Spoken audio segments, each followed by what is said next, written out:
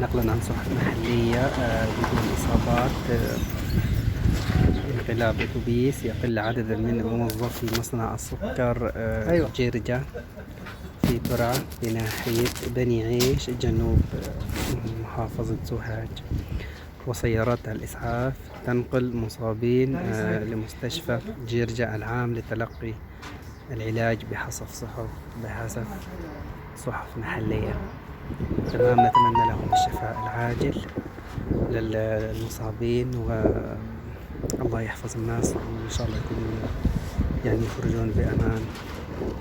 الله يحفظ مصر وأهل مصر، إن شاء الله نتمنى لهم الخير. هذه يعني مو الحادثة الأولى، طبعا عارفين إن في حوادث حصلت كثير هذه الأيام اللي فاتت، فنسأل الله التوفيق للجميع. وهذه الصورة الأولى للأتوبيس الذي فيه يمكن قل 50 راكبا أو موظفا يعملون بمصنع السكر بجرجة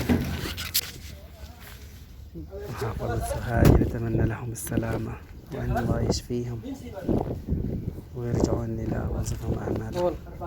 نسأل الله السلامة لهم، بس الله يهدي الجميع.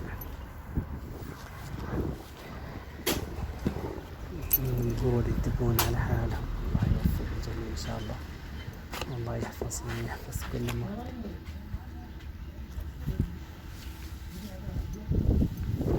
نسأل الله السلامة والهداية والتوفيق للجميع.